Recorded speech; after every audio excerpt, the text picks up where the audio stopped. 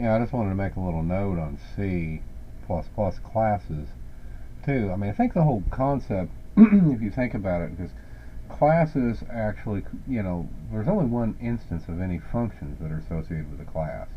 But you have, for an instance of a class, you have different variable sets, the member variables that, the properties, that are separate, based on the instance. But there's only one copy of the functions in memory. So, if you think about that and how it works, I think I understand the point to classes and how they might have evolved, because you think about it, you can always have a function, in just conventional programming like in C or whatever, you can always just have a function with static variables in it. Now the problem with that is that, if you want multiple copies of that function, you got to have literally multiple copies of that function if you want to maintain that static set of variables. And plus, like I said, you really can't very easily access those static variables from the outside world, not without, passing parameters to it to try to change those, and those parameter lists could be very lengthy. But the thing is, is that if you have a class, it's just like, since there's only one instance of an actual function in code, in assembly language, in the memory heap or whatever, but you can have different instances of variables associated with that function. That allows you to, for every instance you create of that class, you can create a different set of static variables that are associated with that same function. Okay, so like if you're drawing like a, in a CAD program, if you're creating like a rectangle, okay, in your program, well, every rectangle you draw in there is going to have a different length and width, right? And a different location and etc. But it's still going to be the same function that actually draws the rectangle, and that can be embedded in the class. But it can have a different set of data associated with each rectangle that you draw. So every time you click your line command, you actually create a new instance of a class. Okay, that still, falls back to one main function, just like it would in the old, pre-OOP days, but it can have different data sets associated with that function. So it kind of gets around that limitation that just traditional function calls had, and plus the access, you can provide access methodology to the members, either directly or indirectly, if you want to encapsulate them. So, you got that going for you too, so you can, have like flow and access control to your variables and, do qualifications and so forth to reduce the errors in your system, all built into the class. So the class is like a little mini program in and of itself, but you can create multiple instances of that program, that are still associated with a main program that's running in memory. So you can create class hierarchies or, with inheritance and shit, so if you wanted a rounded rectangle type, you could inherit the properties of the rectangle type, and add the ability to put rounded corners on it with another type specifier in it, but it's still based on the same base class, as the rectangle object is, but both of those are valid functions to call, and you can have separate instances of them in your memory. So, and I assume they'll still call the same base function in memory, but you can add new functions to it in your inherited, your derived class. So, like the rounded corners routine, or you can actually, put the rectangle in there as an overriding method, like the draw method. It's probably going to be a separate, routine you want to add for rounded rectangle, for the draw function itself, as opposed to, just reusing the base class method. But you could just create a new class too, but if you create a new class, then it's going to start a new function. You'll always have new instances of variables in memory when you create an instance of a class, but you won't necessarily have an instance of a function, when you create an instance of the class. So, if it's derived off of the base class. So, that allows you to reuse your code from a memory perspective, it's more efficient. But if I created several independent class definitions, with no inheritance, then, well, you might have copies of the same function over and over and over again in memory, so it makes it less memory efficient. But still not that much less, because, at the end of the day, it's just the code for that function. Unless that function was a huge block of code, you know, if it's a simple like 50-line function or whatever, it's not going to use that much, because remember, it's each class, base class gets its own copy of its own function. So if you had, you know, 5 independent base classes, for example, using the rectangle function, well, it's going to have 5 independent copies of that function in memory, whereas it could just have one if you just inherited it from, you know, that function from the base class, you know. But on the other hand, you know, if you don't need any of that, it's not that big of a deal to really create a bunch of new variables in a new class.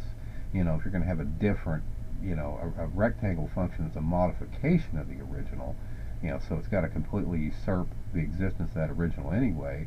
And then you have the data structures. I mean, unless your data structures are really complex, okay, it doesn't matter, because, you know, every time you create a separate instance of a class anyway, it's always going to create separate, you know, list of variables. You know, they're independent of each other instance of a class called out there. So, you know, it really wouldn't save you any memory.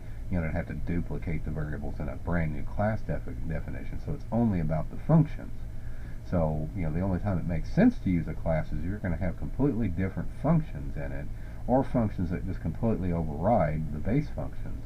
And again, the rounded rectangle is a great example of that, because chances are the only thing different is going to be different for, you know, at a few additional parameters that are added in as far as the data structure is concerned. But the function, well, that draws the rectangle will have to be completely different, because it's going to have to take into account, you know, drawing rounded corners on it by some new member variable specifier, you know, like the radius of those rounded corners.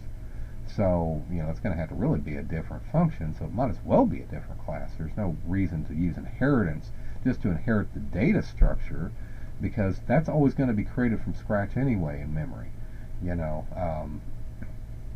So, you know, if you're just trying to save yourself some typing or something, you know, but that's what copy and paste is good for, right? You know, because again, those member declarations, you know, are with, you know, within the class anyway. So I mean, you know, the scope is limited, you know, to the definition of the class. So it doesn't matter if they're reusing the same name or not, you know, within the class, you know, versus, you know, using that same name in another different class. So it's like I said, you know, you can, you know, create as many instances of that class as you want, and, you know, and there's no real reason to inherit it unless you're inheriting functions or very complex data structures that, you know, for some reason you just don't want to copy back into code. So, you know, some programmers might look at it and say, why did he inherit all that? Well, you know, because then you have to go in and create a virtual function or whatever, you know, for the function you're going to override. Now, on the other hand, if your base class had several functions in it, and you needed to override some of them, but others, you know, you're going to keep for your inherited classes, then it might make sense to inherit it, because then you're saving memory, you know, especially if memory is, you know, in short supply for some reason, or you're, you know, because again, once you have a base class, it doesn't matter if you create 1,000 instances of that class, it's only going to have one copy of the function in memory, but it'll have 1,000 variable sets, you know, for the properties, you know, in memory. But that's a necessary evil anyway. You know, it's part of the concept of having object and multiple instances of the object. So, you know, so you can have like 1,000 rectangles drawn in your program, where you'll have 1,000 instances of that rectangle class, but only one copy of the function that actually draws it.